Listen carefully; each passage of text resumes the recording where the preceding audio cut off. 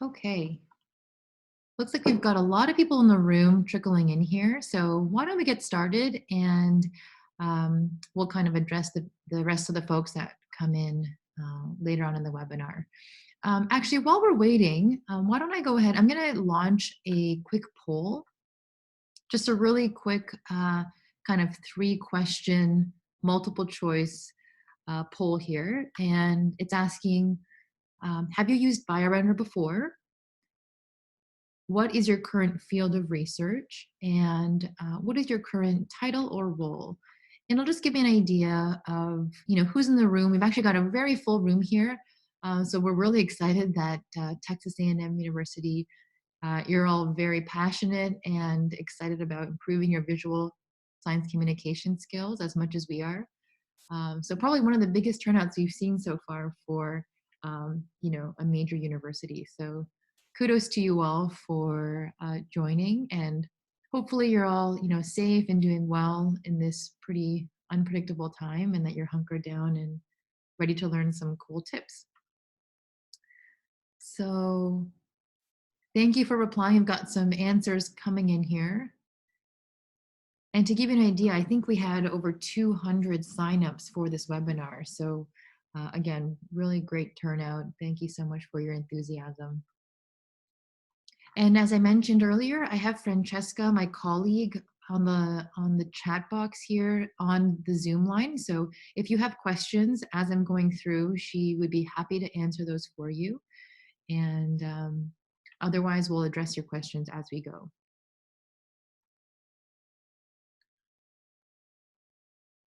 Great, thank you. So I'll let that poll keep running, and in a few minutes I'll go back and take a look. But so far we've got a pretty nice balance here of postdocs, graduate students, that includes master's and PhD, a few undergrad students it looks like, a few lab managers, that's exciting, and of course a large population of PIs on the line, and really good sort of handful of research associates, research assistants, and other.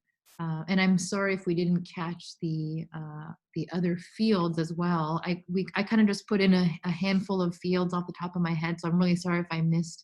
It looks like the majority of the fields that you research are in the other category, so apologize if we didn't actually hit the mark on your exact study field. And wow, almost half of you have not signed up or have signed up but haven't tried it. So that's about almost 80%. Actually, just exactly 80% of all of you have not tried BioRender yet. So that's great. You're all going to learn a thing or two after this, hopefully some actionable tips on how to make better figures. And a few of you that have used it many times, so hopefully this will be a nice refresher and a bit of a preview into some of the cool new features that we've recently launched. All right, let's get started. We have under an hour together, and this is going to probably fly by really quickly. So yeah, really excited to get started. So welcome everybody again to the BioRender 101 session, sort of an introduction for specifically all you folks there at the Texas A&M University. You can follow us on Twitter at BioRender, or email us support@biorender.com. And we'll also show you how to get started on a few slides down the road here on how to sign up for your own BioRender account. It is now available. I believe it's free for all of the students and researchers and faculty at Texas A&M. And so what we'll cover today during the webinar is a bit of a brief intro and a background into BioRender. We'll cover a few current trends in visual science communication. The focus will really be on the BioRender demo. So we'll get a nice sort of overview, and I'll go into a couple of really cool features that we've recently launched. And thank you for pouring in the comments here in the chat box.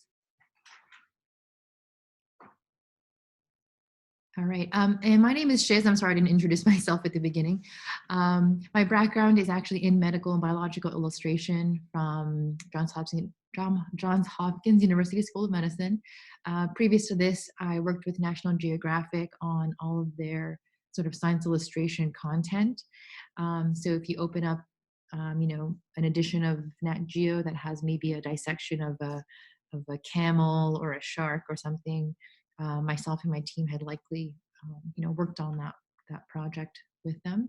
And then currently leading the team at BioRender, and yeah, we're really excited to share, all of our new discoveries and how much we've actually been thinking about how to best communicate science. And this background is just to show that we've spent a lot of time on, how to best communicate complex scientific topics. This is an example of a figure that myself and my team created with National Geographic. We won't go into how to make a complex image like this, but basically, I like to show this because, as complex of a topic as this is showing, which I'm sure some of you are familiar with if you've been to Barcelona before, it's continually under construction because the famous architect Gaudi had tried to implement his very ambitious designs but wasn't able to. So we were tasked with showing all of the, internal quote unquote anatomy of this building, but also, at a distance. Of course, if you think about the readership for National Geographic, it ranges from, maybe 5-year-olds all the way up to, 95-year-olds. So we really have to capture their attention without overwhelming the audience. And so what we did was we used really basic color principles, like, using the grayscale method of showing what has not been built yet versus what has been built is in color.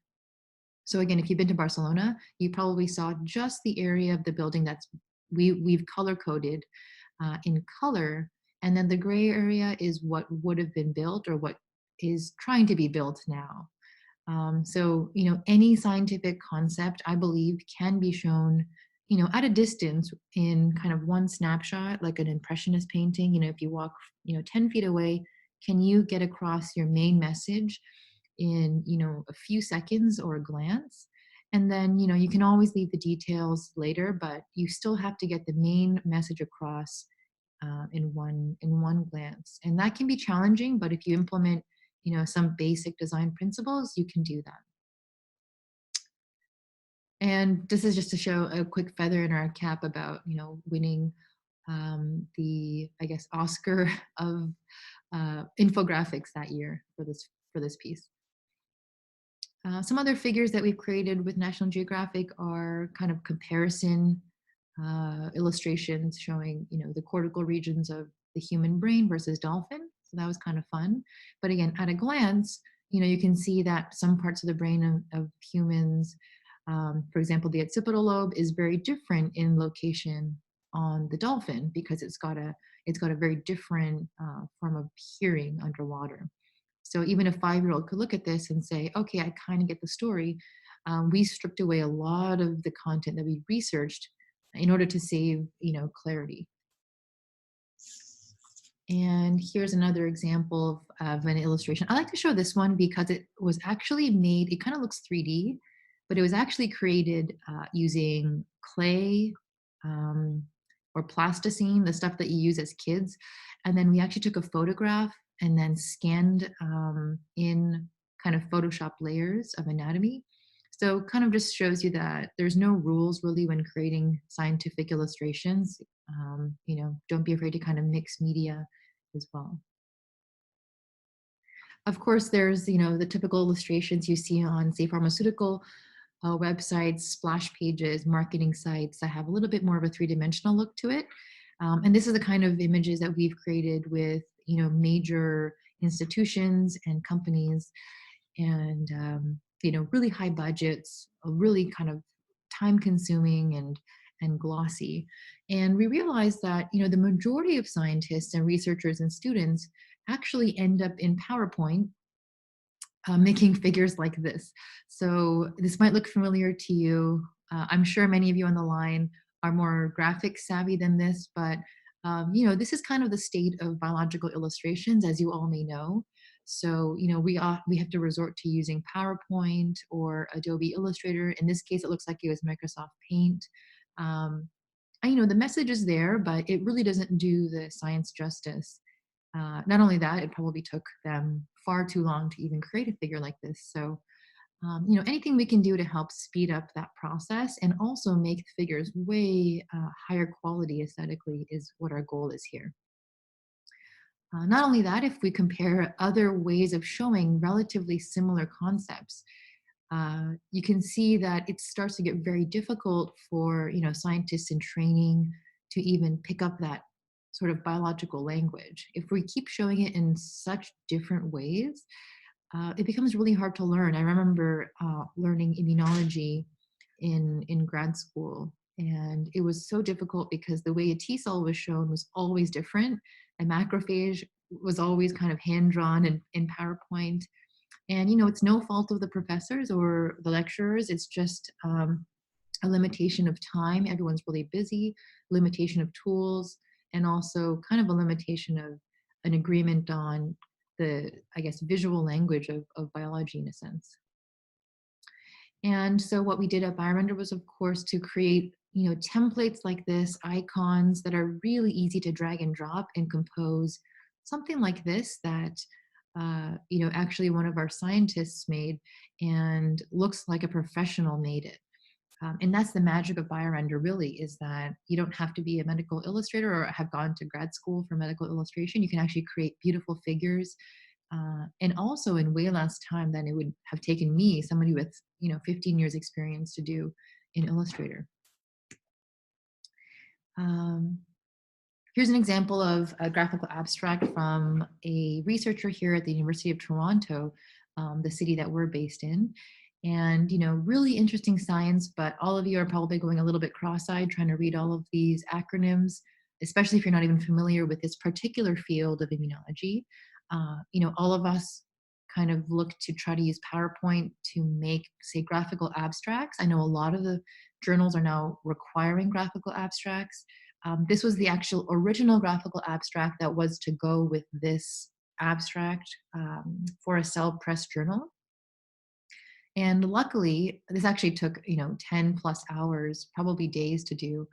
And the editor came back and said, we don't want to publish this. It's a bit confusing. The text is too small. And luckily, they were able to kind of recreate this figure in BioRender in just minutes. So you can see the difference there in the clarity. And this was actually published in Immunity of, I think it was November 2017. And we actually made the cover piece and it was published as the cover. So really cool story that went from a potentially sad one to a very happy one, working together. Another thing I wanted to point out was there was an article, a famous article that was circulating by a reviewer, an editor at an Elsevier portfolio journal. I think it was Cell Press. But basically, top 8 reasons why I rejected your paper. Now, it seems a bit draconian, that title, but it does interest us in that the number one reason that a lot of the times articles are rejected is not always the content or the science. It's actually the technical screening. So one of those being that the figures are not complete or are not clear enough to read. So what a shame that you went through all of that trouble and presenting such interesting research, but really the pictures didn't do the science justice. So, of course, our goal at BioRender is to give every scientist the tools and the practical knowledge to visually communicate their research, and specifically designed online for creating high quality science figures for researchers and their teams. So, of course, not just researchers, it could be science communication departments at the school, lab managers love to kind of coordinate with researchers through BioRender, and, teams associated. So, you have to have almost little to no art background and usually little to no time. And this is a very quick snapshot of BioRender. Sorry, it's a little bit blurry here on my screen. I think the video compressed a little bit, but it does show you just how quickly you can speed through an illustration in BioRender in just minutes with our beautiful kind of robust icon library. Great. And some common use cases, of course, are publications, presentations, lab meetings, grant applications, thesis work, and you name it. Anything that you can turn into a figure or requires a figure, BioRender will hopefully be, a good tool for you. And just to wrap up the intro part here before we dive into the demo, if you do have questions, you can email support@biorender.com, or actually you can email Francesca directly, who is, again, on the Zoom call as well. And she is our customer success manager here, and she's actually the one responsible for setting up this call with you today. Um, Another important aspect here is the link to sign up for the Texas A&M University or TAMU portal. So if you don't have a account yet, you can actually go to this link, app.biorender.com/portal/TAMU, and it will take you directly to the BioRender Premium version. So you get all the bells and whistles and the top tier of what we offer at BioRender. So make sure you use that link because that will provide you access to the full licensed version. Okay, great. So I'm going to go ahead and exit out of this. I'm going to just take a quick glance over at the chat box, and I'm also going to release the results of the poll here. If you're just joining, it looks like we've got a few more joiners for the webinar. So we just went through a bit of an intro into BioRender, and we're going to dive right into the app itself. So it looks like I've got some really interesting poll results here. Hopefully you can all see it. A large percentage of you, actually still a pretty clean 80%, have not used BioRender yet, but some of you have signed up, so that's great. And apologies that we didn't get everyone's current field of research specified enough, but it looks like a lot of you have shared that in the chat box, so thank you for that. Okay, great. And somebody has asked, the figures that you've created in BioRender, is that included in the Texas A&M version of BioRender? And yes, basically this gives you full publishing rights to use, for a journal, for your website, your lab site, thesis work, posters, conference presentations, all of that. Great. Okay, so I'm gonna just leave the Google Slides and I'm gonna go right into BioRender. So hopefully you can see my screen still. I'm actually showing a Google Chrome browser. So if you have Google Chrome, we definitely recommend you use that. It's just the best browser to render graphics heavy, software like ours, and a steady internet connection, and then you're good to go, basically. Your login will look a little bit different from this. So this is the kind of standard BioRender login page. The Texas A&M University login will look a little different. It'll be branded. So just look out for that when you're signing in. So I'm gonna go ahead and sign into my own demo account here. This is what you'll see when you sign in. Everyone will get sort of this band across the top of templates that you can start from. Down here is my gallery, so this will look different for everybody. And I'm sorry, mine's a little bit messy right now, but it kind of just shows you the breadth and the depth of types of figures you can make in BioRender. So if you're studying, neuroscience, you've got a beautiful library of neural-related icons. If it's immunology, you've got, a lot of immunology-related assets and icons and templates. If you do animal studies, perhaps on Drosophila or mice or zebrafish, we've got a huge library of animal models in all different types of positions and experimental situations. So definitely search those up. I'm going to start with a blank canvas to start. So just focus your attention here on the top left. I'm just going to hit blank illustration. And let's see, figure one. Let's see, pathway. You can always change this later. Okay, so here it is, just blank canvas in the middle of the screen. If you want to close up this left tab, you can actually have more room to work with here. So lots of space to do your creations on. I'm actually just going to zoom out to 90% here so you can see a little bit more on my browser. And I'm going to open that menu again. So here it is, blank canvas. And for those that are BioRender veterans on the line, I'm sure this will be a little bit of a repeat, but hopefully a refresher. But all of the icons that you need are on the left-hand panel here. So you literally just click into the sort of subcategories and you can kind of browse the library. That being said, we have probably close to 40,000 icons. So browsing might take a little bit of time. I would recommend searching for what you need. So if I type in membrane, for example, I'm going to get a nice variety of membrane related icons. So whether it's, a membrane, sort of a cell surface membrane, we've got neuromuscular junctions, we've got endocytosing cells as well. So why don't I actually just start with that one? And you can see it just drags out beautifully to fit my slide dimension that I've selected. So that probably alone would have taken me hours in PowerPoint or even Illustrator to do. And that's already set up now as a background.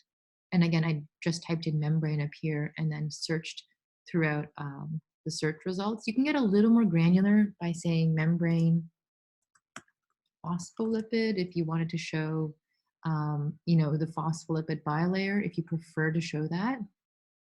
I could have started there. Some people really like that look, and sometimes depending on the purpose, it does help to show that. But for this purpose, I'm just going to keep the simplified version. Oh, another really cool thing. Actually, I'll just move this to the side. Everything in the gray area doesn't render in the final. So if I hit preview, you'll see it's just a blank canvas now because this is off to the side. But we just launched this really cool feature called brushes. And with the TAMU license, Texas A&M University license, you get access to all of our premium brushes. So that's really exciting because this is a brand new feature we just launched. If you need to draw a phospholipid bilayer that's a bit wavy, I'm just going to show you this because it's super cool. You can literally bend the membrane like magic and even paint the membrane to be longer. And you can see it's just adding phospholipids. It doesn't skew or stretch. So that's really cool. Definitely try that out if kind of a disrupted membrane is something that is important to you. If you work with gut microbiology or maybe digestion or neural gut access, we actually have this really nifty enterocyte brush. And you can see just kind of adds cells along the path. And if I let go, it recalculates that curve. So I just think that's so cool. If you also need to expand it or separate out those individual pieces, you can actually do that. So definitely experiment with our brushes. I think that's part of how powerful BioRender can be, is in how to customize. We've even added these sort of damaged cells if you want to swap out the healthy ones for damaged. And modifiable, of course. Bacteria, maybe we've got kind of an invasion here of gut microbes. And you can see that the color palette we've chosen for a lot of these are quite harmonious. So it's almost difficult to make an ugly drawing. And that's the whole point of this, is we've tried to make it so that, we've got some guardrails in place so that you can't, even if you tried, you couldn't make an ugly figure, hopefully. So anyway, that's the brushes feature. I'll just remove that for now. I'm just going to pause for a quick second to see if we've got questions about what we've talked about so far. Can you make any cell into a brush? That's a great question. So we do have a variety of brushes right now available. We've intended to make it easy to use, so we've selected a few types of cells for now. For example, endothelial cells and some epithelial cells. If there are ones here that you don't see that you think would be very helpful, definitely let us know and we can incorporate that. But it's been kind of on a request basis that we've been adding, I guess, cells into the brush library. Um, I think the DNA one's really cool too. I'll just show that one really quick. If you do work with, if you're in the field of molecular biology, or if you're dealing with maybe transcription factors and you want to show a bit of a wavy DNA, you can see it kind of breaks apart for a second and then it recalculates and snaps in place. And again, these are all premium features and available to all of you on the webinar. Cool, thanks for the questions. And yes, it is being recorded. So hopefully we'll get this up online in a compressed format for you all soon. So if you missed anything that I've said, you can kind of revisit this at a future time. Great, okay, so I'm gonna go back to that, that membrane that I had pushed off to the side here, bring it back. There we go. So say that this is my cell environment. Maybe I want to throw in a protein. Some of the proteins drag out like so. So this is an icon by itself. And I'm just going to embed that into my membrane like so. Super easy. You can see the color palette's very harmonious again. You can make it a green or something. Really nicely rendered. In other cases, it actually drags out as a grouped icon. So you can see here, these icons have a purple box around it, and these ones do not. So as I drag this one out with the purple box, it actually drags out a whole bunch of other things with it. And as I double click to edit group, which is what it says there on the little tag, I can actually modify this to fit my own needs. So if this is not a protein that I want to talk about, I can retype that in. I love this feature here, insert symbol. I don't know how many times I've been in the middle of typing a scientific paragraph and having to go Google an omega symbol or an alpha beta. So these are at your fingertips here, which is, I think, really convenient, especially with all those funky protein names. There you go. Of course, you can change it with our beautiful preset color palette here as well.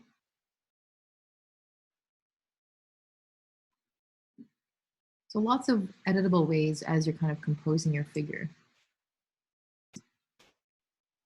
Now going down the line here, say for example, you want to add something from your library into the sort of canvas view.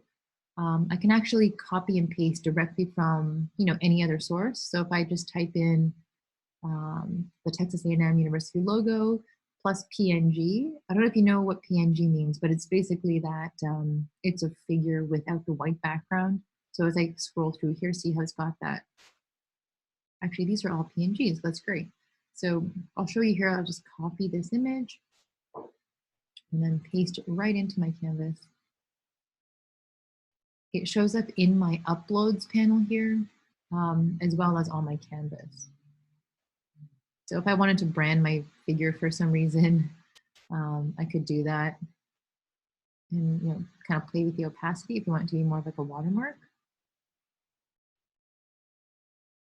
You can also have uploaded directly from your desktop. So if you click this upload button, you can import logos, you can import a graph, an SVG version of a graph if you have something from GraphPad Prism. You can also insert micrographs, pictures. So if I were to kind of remove what's on my canvas here and start again, I can do a bit of a sort of comparison. Let's see here. Let me grab this picture that I uploaded. And then maybe I want to do kind of a comparison with the brain illustration. And if I zoom in here, I can take my trusty pencil and kind of highlight a region of the brain. I'm just going through and showing all the kind of varieties of tools.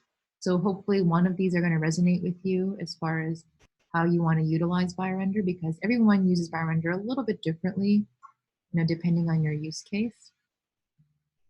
This is really good if you want to show kind of a pathology of your research, because everyone's research relates back to some sort of application to, either clinical or animal physiology or environmental science. So it's good to relate it back to that and show kind of a macro view of what you're doing. And you can see here I've color coded this, so that's really neat if you want to really highlight a region of the brain. And you can see that I'm kind of flexible, flexing these nodes, similar to if you've ever used Adobe Illustrator, but we've stripped away all the really, complex parts of that software that aren't scientific related. So that's cool. Let's see if I type in synapse.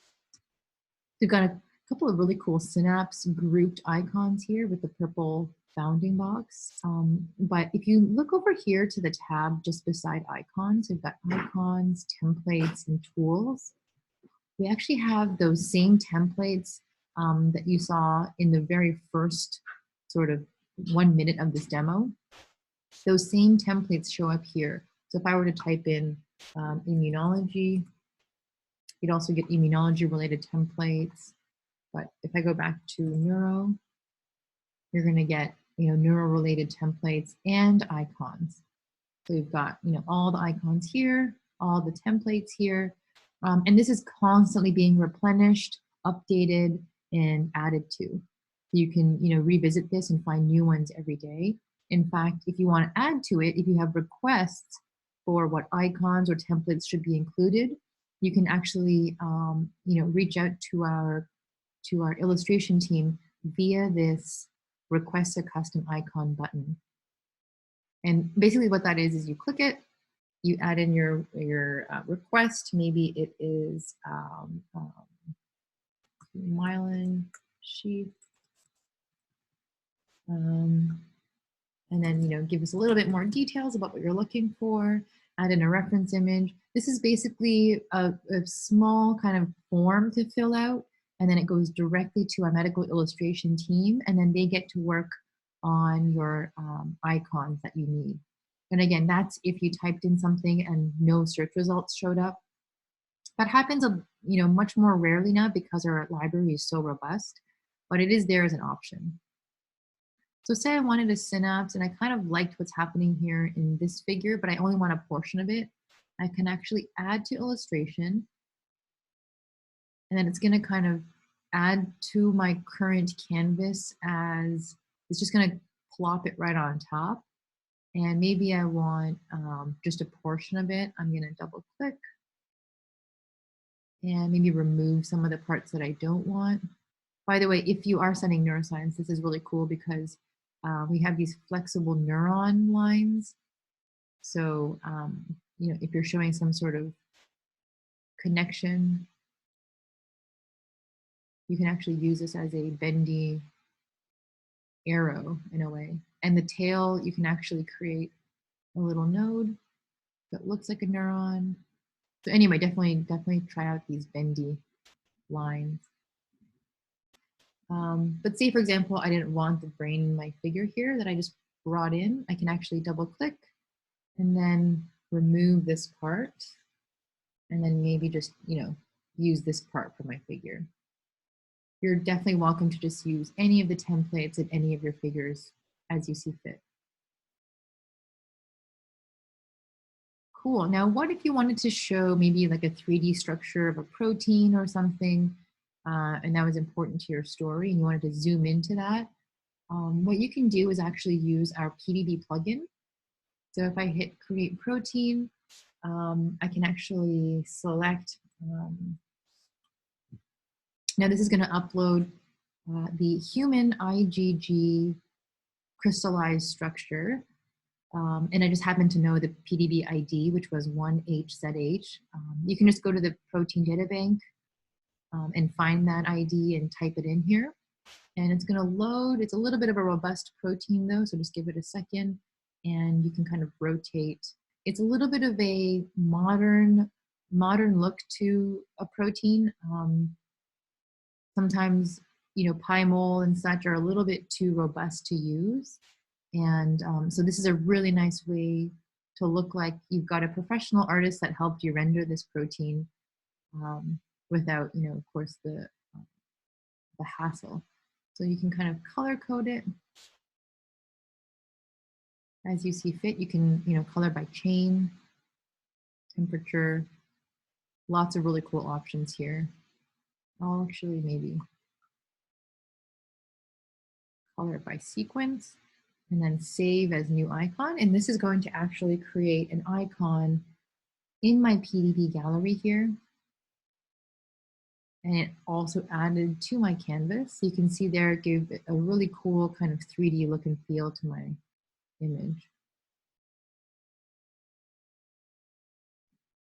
So this is turning out a little bit nonsensical, but you can just see the kind of variety of the types of figures you can make, all the way from 3D to 2D to photograph to schematic, all in one figure. So I'm going to go ahead and delete that and then focus a little bit more on a protocol. So let's see here. Maybe I can use one of these timelines. I'm sure you do this a lot where you have to show kind of a procedure. Let's see here. We've got a lot of beautiful illustrations. And again, all of these, you can kind of imagine yourself coming in here and changing the labels, maybe changing the time frame at which you're incubating something. If you work with well plates, this is a really cool one. You can actually edit the individual wells and the cells. So maybe if I wanted to change the color of this row, you can just go in and select. So basically it's really customizable, kind of color it to your heart's content. And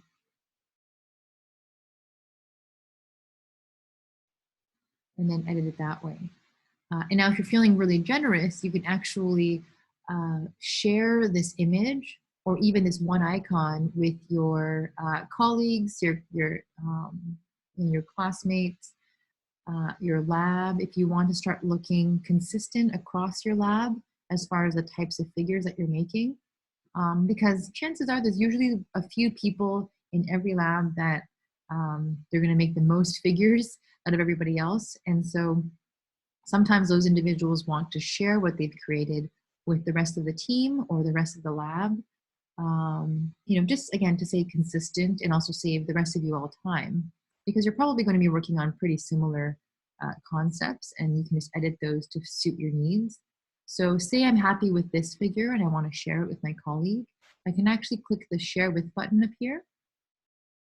And that will be, that will kind of bring up this modal. And what you can do is actually email an exact copy of this.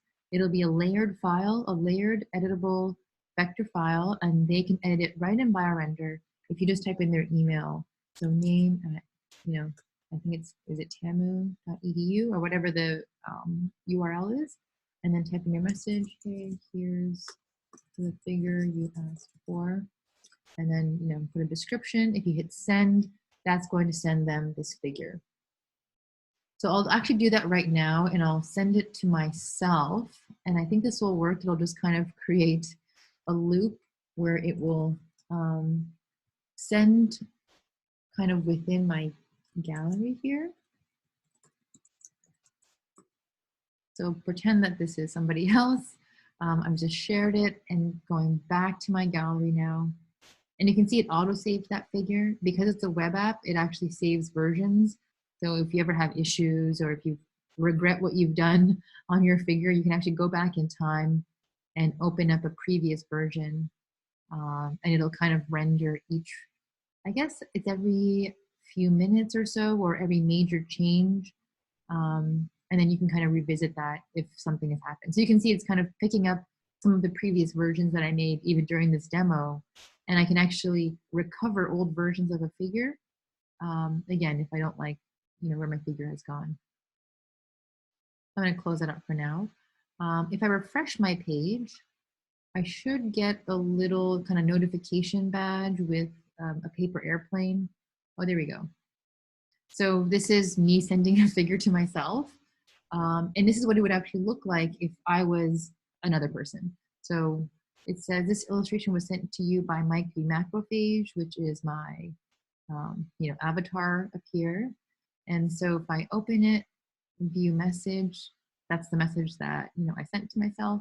And so this is, again, a really nice way to share the wealth. If you are a little bit more art savvy than your colleagues, then, or if you just happen to spend a little extra time on your figure and you think it's worth sharing, you can do that. And then this is the original figure. It doesn't affect the copy that I sent. They can make as many changes as they like, and it won't override the original that I made. I hope that makes sense. Cool. And so kind of going through a couple more examples here of the types of figures you can make. I'm going to visit the chat, for example, for a quick second. Let's see here. And just to remind everybody, you do get access to the full BioRender suite. So everything that I cover here today, you will be able to do yourself once you set up an account if you haven't already. Are there any other types of figures that you'd like me to go through? Sometimes it's just nice to, watch someone else illustrate and get kind of ideas on how to do things. But yeah, I don't know how many times I've had to draw this kind of neutrophil migration figure, but now we've got it pre-made in the app, so that's great. This one's squeezing through like so. As I did mention, our arrows are pretty powerful. So we have these like really funky, perfect circle arrows. So if I pull the node down, it'll make a perfect 360 circle. And the other cool thing about this is you can actually cut it and snip it at any point. So you see how it turns into a pair of scissors.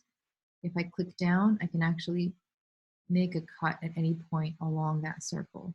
So you can see this, you can imagine this could be really nice for plasmid arrows, for cyclical motion, for cycles, maybe for environmental images. For this, I like to show kind of a spinning motion. So I just took those arrows and I added this line fade. So that's a nifty little tool you can use to show movement.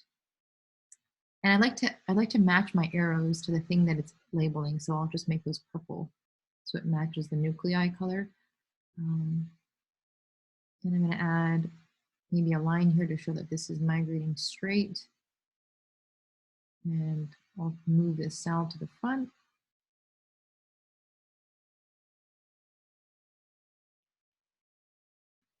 Move this down here.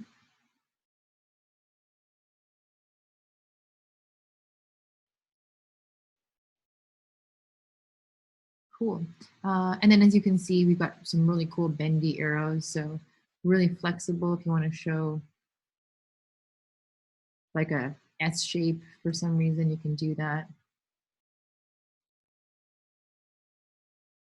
Really flexible. And again, this came from the pain of using, Illustrator to show these kind of complex movements, and it took a long time to be able to show these things. So we made it really easy to be able to kind of make really customized arrows like this. I don't know if you'd ever want to do this, but just to show you that this is an option. Just gonna copy and paste a couple more in here. So you can see it's almost like building with Lego blocks.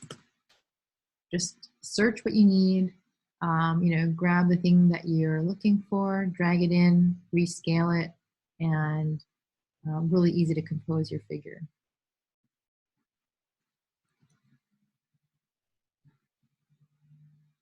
All right. Any questions at all on what we've covered so far? Oh, I guess I should show how to kind of export this into a PowerPoint slide.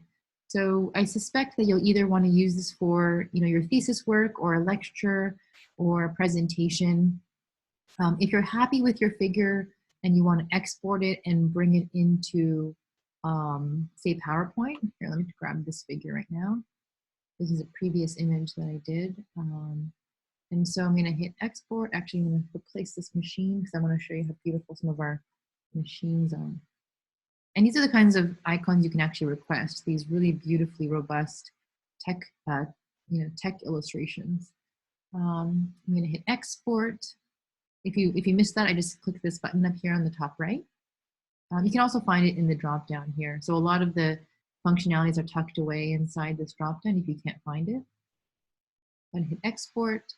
I like the PNG version of images because it removes that white background. If I ever need to, crop something or move it around, you can actually use the PNG version to do that.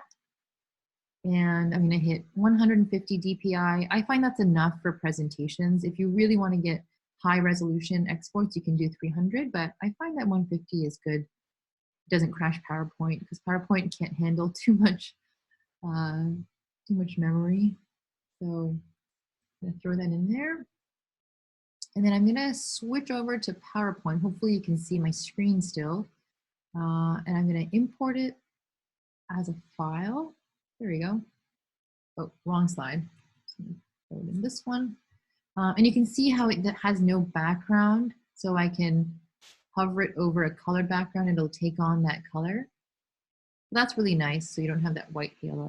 But you can see how crisp and clear it is, and it's presentation ready, publication ready. If I zoom in, still quite crisp as well, so you don't lose any resolution. And so it's a really nice, easy way to integrate into a PowerPoint slide. And again, the nice thing is because I've done all the labeling and all of the arrows in BioRender, you don't have a risk of everything kind of shuffling around if you go to present.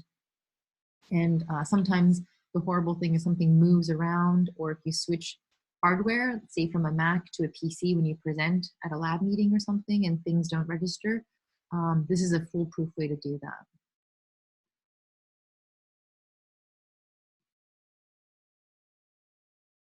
Great, so I'm gonna go back to the app here now. If for some reason, as you're going around, you're creating your figure and it's going great and then something happens where, I don't know, maybe your computer crashes or you can't find a certain tool, you can actually look through our FAQs.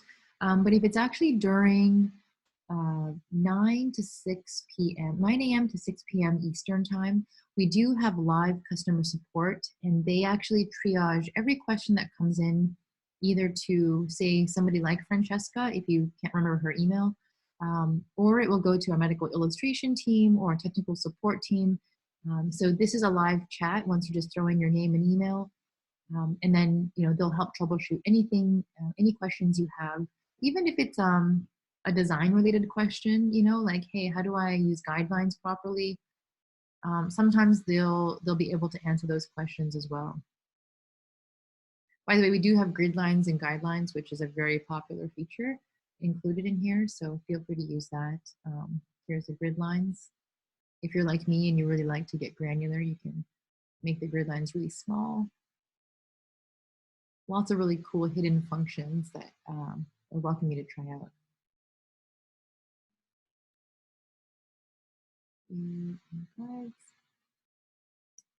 Cool, I think I covered everything. There's a couple of things that I didn't go through. Maybe I'll throw this one in, and that is if you really like maybe an icon that you found and you don't want to go searching for it again, you can actually bookmark it. So I'm going to hit favorite. And then you're able to kind of revisit that icon. See, it just showed up in my favorites tab here. So it's like a Spotify playlist when you favorite your favorite songs. It's going to be there bookmarked for you, so you don't have to go through our 40,000 icon list to make your figure. So if I didn't have that icon, I can go to my favorites tab, drag it out, and use it for my figure. So I definitely encourage you to kind of browse our library. We've got beautiful anatomy icons, as you can see here. Lymph node, in all different colors. We have animal models, so if I type in mouse, lots of beautifully rendered mice in different colors. You have to just click the icon in the toolbar like this. And we have different positions. We have obese mice as well. if you type in these, you can see here that that drags out like so. You can give the poor little mouse a tumor. And of course, you want to match the tumor to their skin color. So if it's a darker mouse, poor little mouse. And then, of course, you know, kind of clinical related icons like needles. It kind of becomes really fun because you can, again, compose your figure as if you were playing with Lego. It's just a whole bunch of preset icons and colors to make the drawing process really easy. Great. There's that. I'm going to just pause for a second and look at the chat panel again. Yes, Francesca, if there are any other questions that came in. A lot of the questions are going only to the panelists, so I'm sorry if you're an attendee here and you can't see them all. A lot of good questions coming through. If you do ask a question, you can actually, I think you can select for it to go to all panelists and attendees or just all panelists, so that's totally fine. Oh, I'm getting questions about whether we have plant icons or plant templates. Absolutely. So let me go back to my gallery, start a new illustration. Oh, actually, you know what? First, I'll show you the templates because we do have a lot of beautiful plant related templates. Some that are a little bit more, you know, at the molecular or cell level, like photosynthesis, or perhaps a little bit more of like an anatomical chart of you know, a plant species. It could be a little bit more environmental related. Cell transport within a plant, growth timelines. I think we have Arabidopsis, anatomy as well. And these are all, you can pull it apart so you can have less leaves or more leaves or mutated leaves. Let's actually see what that does. So this one,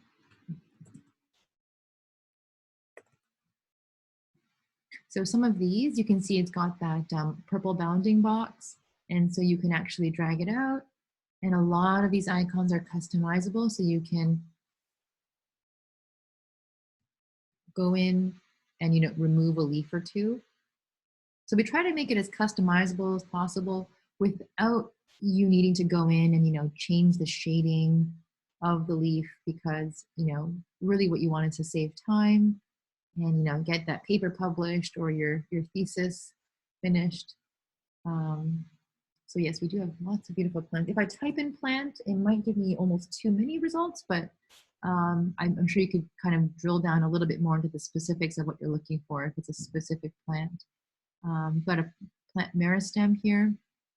If you want to kind of zoom in to show, you know, details of what's happening at each embryological stage. And these are absolutely open, fair game for requesting as well. If there's a certain type of plant that's missing in our library, we encourage you to request it. This is really cool, sort of root hair nodule formation.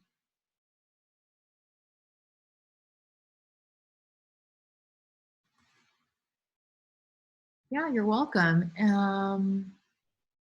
Okay, well plates, another very popular. Type in well plate, it's going to give me a variety of different well plates. Some people like the sort of 3D look. So if that's important to you, you can certainly use these ones. If you want to show a little bit more customizability, as I showed you earlier, you can show the kind of straight on view or top view, and then, you know, modify the colors that way. And if you need to show it with the pipette, we have it with that as well. And I think you can change the position and you can actually build out your own pipette. So if I were to type in, yeah, we have a lot of equipment and machines. If that's something that you kind of struggle with is, you know, copying, pasting things from Google or finding the right Eppendorf tube at the right, I guess, volume or dimension or color. we've got a lot of those customizable here. Some of them are a bit tucked away, so you'll have to, again, open it up like this. But for the most part, you should be able to find, hopefully, what you're looking for.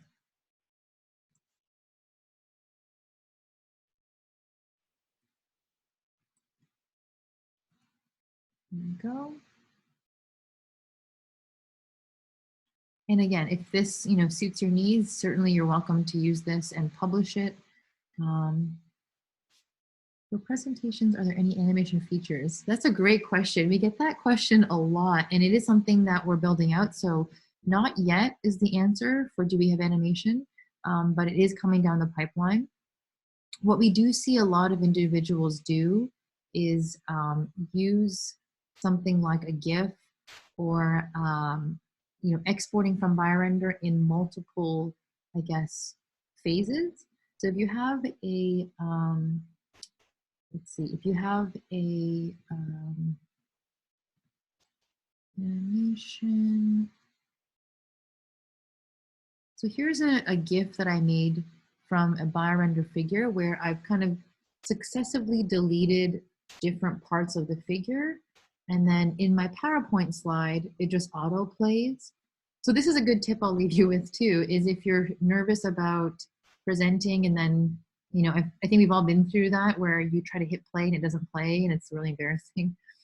If you export as a GIF, GIF, or you can actually convert .mp4 or .mov files into a GIF using EasyGIF or some other kind of online GIF makers like this. That's how I do it, at least. It's not the most sophisticated, but it is a nice way to do it. And it auto plays no matter what. So it will advance to play. If you want more fine-tuned control, again, I would just have, multiple versions of an image that has each sort of number or section or sequence ready to show. So I work backwards. I finish the figure and then I delete all the steps that I don't want to show to the next one. And then, of course, keep in mind if you're submitting this or distributing your lecture or presentation later on, I'd have a printer-friendly version so you don't have that dreaded, 200-slide PowerPoint deck that everybody has to go through. So yeah, just keep that in mind to have a printer-friendly or a distribution-friendly version. Yeah, thank you, everyone. Wow, 1 hour flew by really quickly. I guess we'll wrap up here, and thank you so much for your time and everyone's attention and really great questions that came through. I hope I was able to answer them. It looks like I probably didn't get to a lot of the questions here, so I think Francesca, she'll go through some of the ones that we didn't answer and hopefully get to those in a follow-up email. And we will try to compress this video into perhaps a private YouTube link or something for you all to be able to view at a later time. Again, this is the link that you can go to sign up for your own account. And definitely email support or Francesca at biorender.com, and we will be there to support you throughout your figure making process. And wish you the best of luck in your drawing endeavors. And we're here to help. And, first and foremost, we hope you all stay safe and well in this pretty crazy time. And this has been really fun. I hope you've all learned a little bit and you get to make a figure in BioRender soon. Again, this is the link to sign up if you don't have it already. And if you liked this webinar, we're very happy to schedule a follow-up one. We sometimes do a little bit more of a thematic one where we'll go through how to make specifically a grant figure or specifically a graphical abstract, because those have very different limitations sometimes as far as space constraints and all of that. So let Francesca know if that is of interest to you, and maybe we can work with your key liaisons to help coordinate that. Great. Well, thank you again so much for attending. I hope you learned a little bit, and thanks for joining. And hope you all have a great rest of your day and a good weekend.